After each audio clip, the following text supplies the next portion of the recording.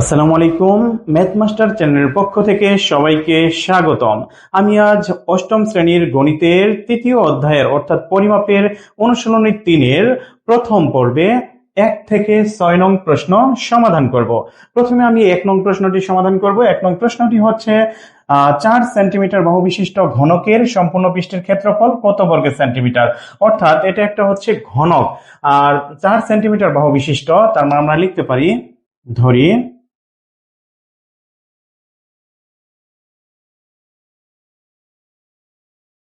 ঘনকের এক বাহুর দৈর্ঘ্য ক সমান 4 সেন্টিমিটার। আমরা জানি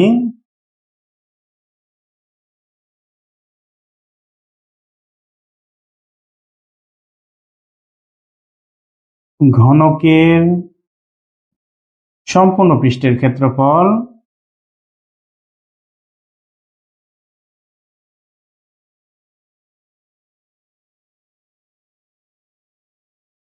সমান 6 ক স্কয়ার বর্গ একক।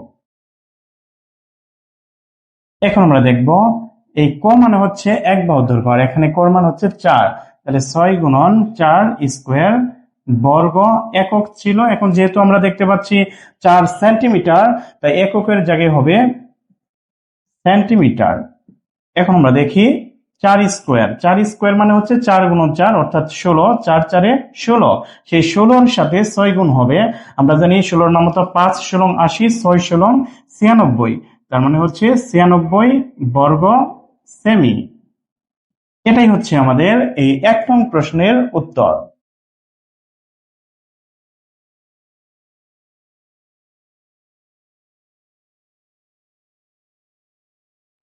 এখন আমরা এই 2 নং প্রশ্নটি সমাধান করব। 2 নং প্রশ্নটি হচ্ছে একটি গাড়ির চাকার পরিধি 5 মিটার, 1 কিলোমিটার 500 মিটার পথ যেতে চাকাটি কতবার ঘুরবে। এখন আমাদের বুঝতে হবে একটি চাকা সম্পূর্ণবার ঘুরে হচ্ছে পরিধির সমান। তাহলে আমরা দেখতে পাচ্ছি পরিধি হচ্ছে 5 মিটার, অর্থাৎ এই 5 মিটার পথ যেতে চাকাটি একবার ঘুরবে। আমরা এখানে দেখতে পাচ্ছি 1 কিলোমিটার 500 মিটার পথ রয়েছে, তার আমাদের এই কিলোমিটার এবং মিটার এই দুটোকে আমরা একটা এককে নিয়ে আসবে। অর্থাৎ আমরা এখানে প্রথমে লিখে নিব, দেয়া আছে চাকার পরিধি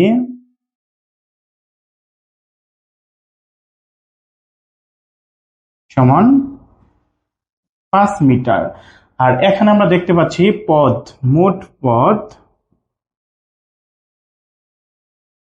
সমান 1 কিলোমিটার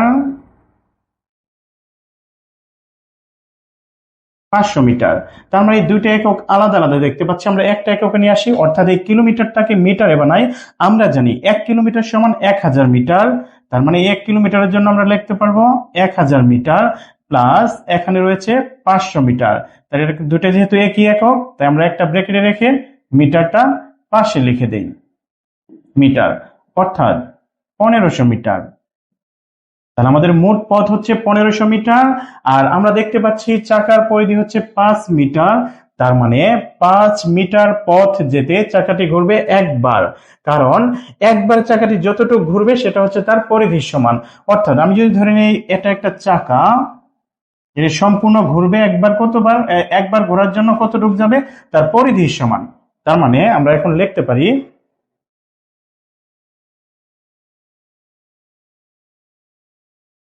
5 মিটার পথ যেতে চাকাটি ঘুরবে একবার, সুতরাং 1 মিটার পথ যেতে চাকাটি ঘুরবে কম বার। কম হলে আমরা জানি ভাগ, তার মানে উপরে থাকবে 1 আর নিচে থাকবে 5 বার। আর আমাদের মোট পথ হচ্ছে 1500 মিটার, সুতরাং 1500 মিটার পথ যেতে চাকাটি ঘুরবে।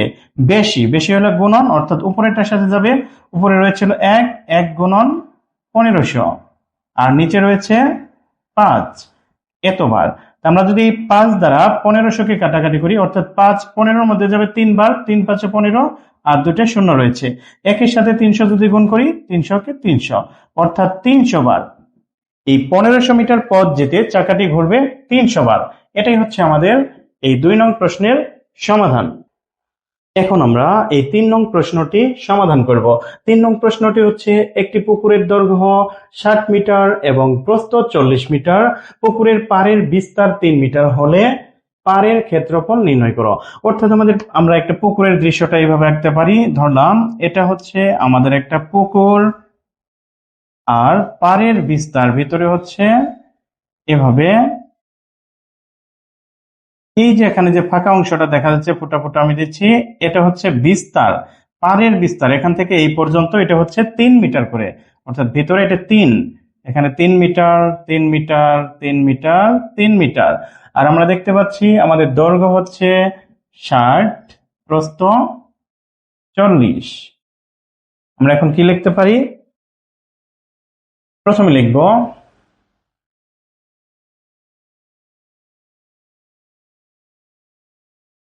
দেয়া আছে পুকুরের দৈর্ঘ্য,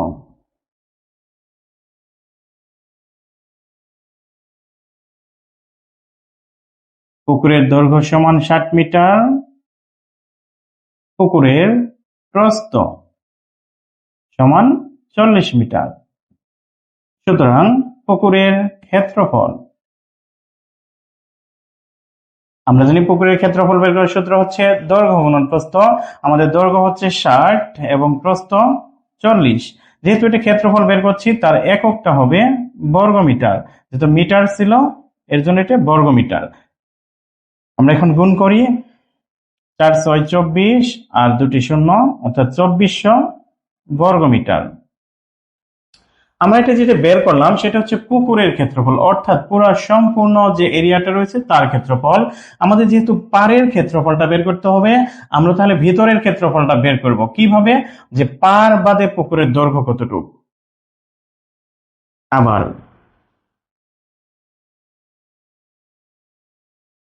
পাড় বাদে পুকুরের দৈর্ঘ্য সমান, আমাদের নরমালি পুকুরের দৈর্ঘ্য ছিল 60 মিটার, সেখান থেকে পার বাদ যাবে দৈর্ঘ্যের জন্য 3 মিটার 3 মিটার, দুটো 3 মিটার বাদ যাবে, অর্থাৎ 3 গুণন 2, দুটো 3 বাদ যাবে। তাহলে আমরা পাচ্ছি 3 দুগুণে 6, অর্থাৎ 60 থেকে যদি 6 বাদ দেই তাহলে হচ্ছে 54 মিটার।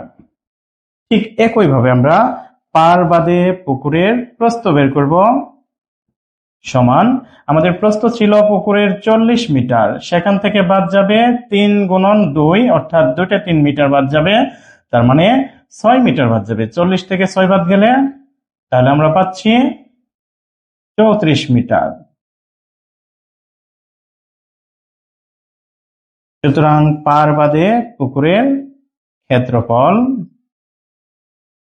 সমান, পার বাদে পুকুরের দৈর্ঘ্য হচ্ছে 54 গুণন পার বাদে পুকুরের প্রস্থ 34, যেহেতু এককটা মিটার ছিল এখন হবে বর্গ মিটার। এখন আমরা এই 54 এবং 34 গুণন করে দেখি কত আসে। 54 গুণন 34, 4 4 16 6, হাতে থাকে 1, 4 5 20 আর 1 21, 1 ঘর কাটা, 3 4 12 2, হাতের 1, 3 5 15 আর 1 16, অর্থাৎ 6 3 8 1, 1836 বর্গমিটার। আমরা এখন কি বের করলাম? আমরা প্রথমে বের করলাম পুকুরের ক্ষেত্রফল, পরে বের করলাম পাড় বাদে পুকুরের ক্ষেত্রফল, অর্থাৎ এই ভিতরের অংশটার ক্ষেত্রফল। এখন আমরা এই সম্পূর্ণ ক্ষেত্রফল থেকে ভিতরেরটা যখন বাদ দিব তাহলে এই যে পাড়ের ক্ষেত্রফল সেটা বের হবে। তার মানে আমরা লাস্ট লাইন হিসেবে লিখতে পারি, সুতরাং আমাদের যেহেতু পাড়ের ক্ষেত্রফল বের করতে বলেছে তাই আমরা লিখবো, সুতরাং পাড়ের ক্ষেত্রফল সমান, পুকুরের সম্পূর্ণ ক্ষেত্রফল হচ্ছে 2400, সেখান থেকে বিয়োগ করব পাড় বাদে পুকুরের ক্ষেত্রফল, অর্থাৎ 1836 বর্গমিটার। এখন আমরা বিয়োগ করি, এই শূন্যকে 10 ধরি, 10 থেকে যদি এই 6 বিয়োগ করে থাকবে 4 হাতের 1, 3 আর 1 4, এই 10 থেকে 4 বাদ দিলে থাকবে 6 হাতের 1, এই 8 এর মধ্যে যদি দিই 8 আর 1 9, এই 14 থেকে 9 বাদ দিলে থাকবে 5 হাতের 1 2, 2 2 মিলে গেছে, তার মানে হচ্ছে 564 বর্গমিটার। এটাই হচ্ছে আমাদের এই 3 নং প্রশ্নের সমাধান। এখন আমি এই 4 নং প্রশ্নটি সমাধান করব। 4 নং প্রশ্নটি হচ্ছে আয়তাকার একটি ক্ষেত্রের ক্ষেত্রফল 10 একর এবং তার দৈর্ঘ্য প্রস্থের 4 গুণ। ক্ষেত্রটির দৈর্ঘ্য কত মিটার? আমি দেখতে পাচ্ছি আমাদের এই ক্ষেত্রফলটা নরমালি থাকার কথা বর্গ মিটার, যেহেতু এখানে একক চেয়েছে মিটারে, তাহলে আমাদের এখানে নিয়ে আসতে হবে বর্গ মিটারে, এই জায়গায় কাজ করতে হবে। আরেকটা জিনিস হচ্ছে দৈর্ঘ্য প্রস্থের 4 গুণ, তার মানে প্রস্থ যতটুকু হবে দৈর্ঘ্য তার 4 গুণ হবে, কিন্তু এখানে প্রস্থের মান দেয়া নেই। তাহলে আমি কিভাবে সমাধান করব? প্রথমে ধরে নেই, ধরি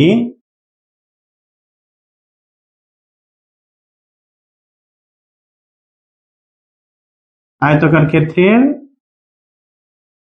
প্রস্থ ক মিটার। সুতরাং আয়তাকার ক্ষেত্রের দৈর্ঘ্য কতটুকু হবে? দৈর্ঘ্য হবে প্রস্থের 4 গুণ। তাহলে যেহেতু আমার ক হয়েছে প্রস্থ, তাহলে তার সাথে 4 গুণন করলে আমি পাবো দৈর্ঘ্য, তাহলে হবে 4 ক মিটার। তাহলে আমি এখান থেকে ক্ষেত্রফল বের করব। সুতরাং আয়তাকার ক্ষেত্রের ক্ষেত্রফল, ক্ষেত্রফল কত হবে? ক্ষেত্রফলের সূত্র হচ্ছে দৈর্ঘ্য গুণন প্রস্থ। দৈর্ঘ্য হচ্ছে 4 ক গুণন প্রস্থ হচ্ছে শুধু ক। যেহেতু এককটা এখানে মিটারে রয়েছে, তাই ক্ষেত্রফলের একক হবে বর্গ মিটার। তার মানে আমি এখান থেকে পাচ্ছি 4 ক স্কয়ার বর্গ মিটার। এখন আমার প্রথম অংশের যে এককটা রয়েছে সেটা হচ্ছে একরে রয়েছে। আমরা এখন থেকে এই ক্ষেত্রফলের মানটা বের করব। আমরা জানি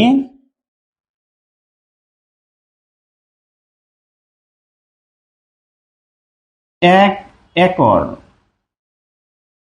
1 একর সমান 4046.86 বর্গমিটার। সুতরাং যেহেতু আমাদের এখানে 10 একর রয়েছে প্রশ্নে, 10 একর লিখব।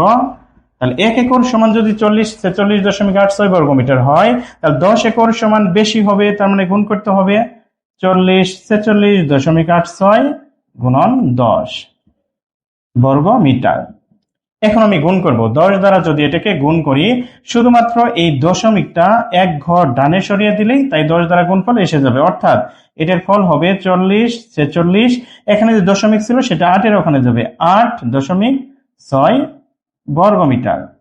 তার মানে আমি প্রথম অংশ থেকে একটা ক্ষেত্রফল পেয়েছি 4 ক স্কয়ার বর্গ মিটার, আর একর থেকে একটা ক্ষেত্রফল পাইলাম, সেটা হচ্ছে 4046.86 বর্গ মিটার।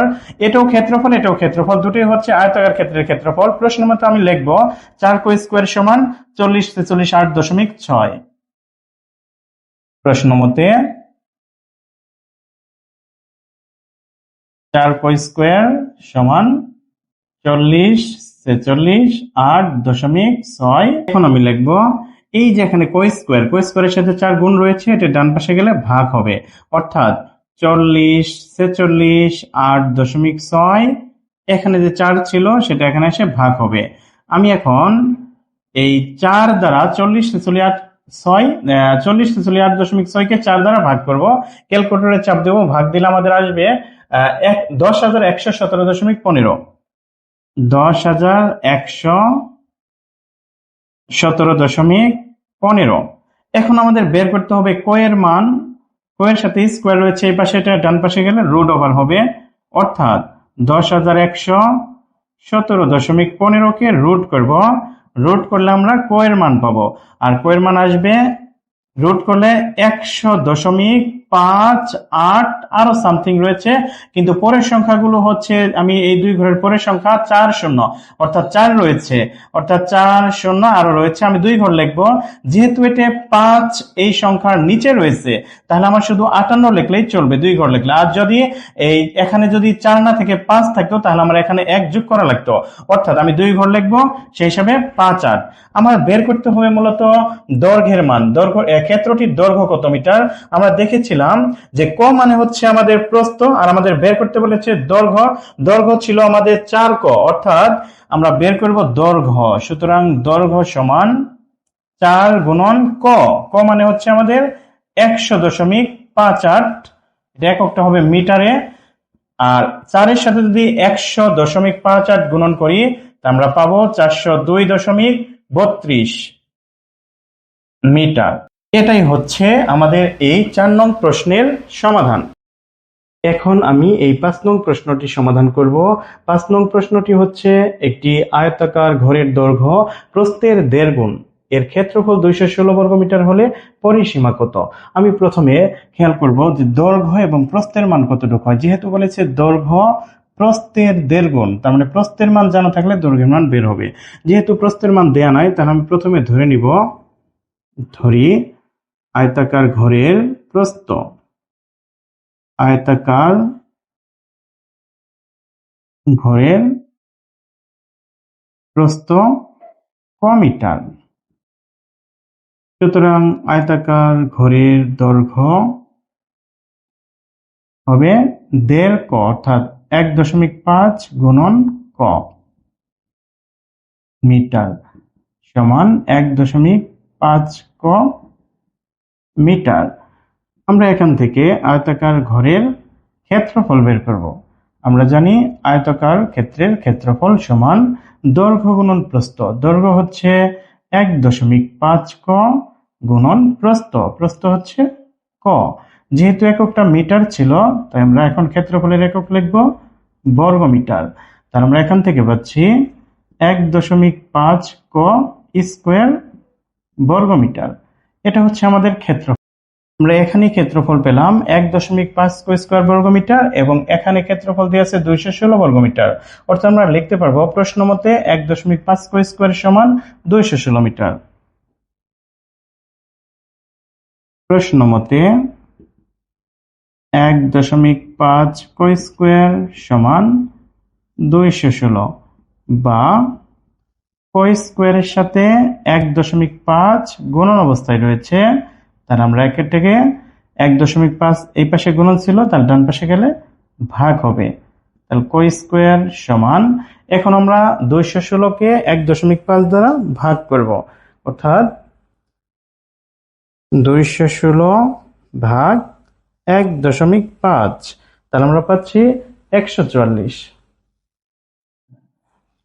216কে 1.5 দ্বারা ভাগ করে পাচ্ছি 144। আমাদের কর মান বের করতে হবে। কর সাথে এই পাশে স্কোয়ার রয়েছে, এটাকে যদি ডান পাশে পক্ষান্তর করি তাহলে আমরা পাবো রুট ওভার, অর্থাৎ বাম পাশের স্কোয়ার ডান পাশে রুট ওভার হয়ে গেল। এই অংশটা আমি ডান পাশে করে দিচ্ছি। সুতরাং ক সমান 144কে যদি রুট করি তাহলে হবে 12। এটা হচ্ছে আমাদের প্রস্থের মান, কারণ আমরা ধরে নিয়েছিলাম প্রস্থ ক মিটার। সুতরাং প্রস্থ সমান 12 মিটার। দৈর্ঘ্য সমান, দৈর্ঘ্য হবে কত, তার 1.5 গুণ, অর্থাৎ 1.5 ক, কর মান হচ্ছে 12, তো আমরা লিখতে পারবো 1.5 গুণন 12 মিটার। তাহলে আমরা 12-র সাথে যদি 1.5 গুণ করি, অর্থাৎ 12-র সাথে 1 গুণ করলে 12কে 12, আর 0.5 যদি 12-র সাথে গুণ করি 6 হবে, অর্থাৎ 18 মিটার। আমরা দৈর্ঘ্য এবং প্রস্থের মান পেলাম। দৈর্ঘ্যের মান পেলাম 18, প্রস্থের মান পেলাম 12। এখন আমাদের বের করতে হবে পরিসীমা কত। আমরা জানি পরিসীমা সমান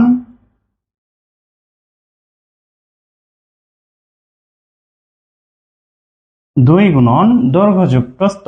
তাহলে আমার দৈর্ঘ্য হচ্ছে 18 যোগ প্রস্থ হচ্ছে 12, এককটা লিখব মিটারে। তার মানে 2 গুণন 18 এবং 12 যোগ করি 20, 30, 2 এবং 30 গুণ করে 60 মিটার। মিটার এটাই হচ্ছে আমাদের এই 5 নং প্রশ্নের সমাধান।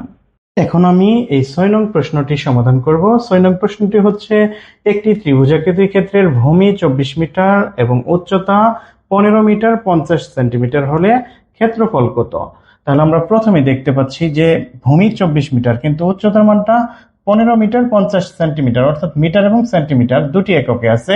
সেই মানটাকে আমি একটা এককে নিয়ে আসবো। তাহলে আমি প্রথমে লিখব, দেয়া আছে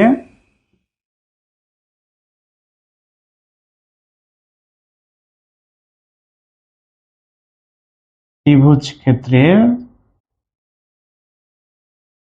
ভূমি সমান 24 মিটার, উচ্চতা সমান 15 মিটার 50 সেন্টিমিটার। তাহলে আমার কাজ হচ্ছে এই 50 সেন্টিমিটারকে আমি মিটার বানাবো। আমার 15 তো মিটার আছে, তাহলে এই 50কে যদি আমি 100 দ্বারা ভাগ করি তাহলে সেটা মিটার হয়ে যাবে। তাহলে এখন আমার এককটা হচ্ছে মিটার। তাহলে আমি যদি 50কে 100 দ্বারা ভাগ করি তাহলে পাবো 0.5 মিটার। 15-র সাথে 0.5 যোগ করলে উত্তর হবে 15.5 মিটার। এখন আমার বের করতে হবে এই ত্রিভুজ ক্ষেত্রের ক্ষেত্রফল। আমরা জানি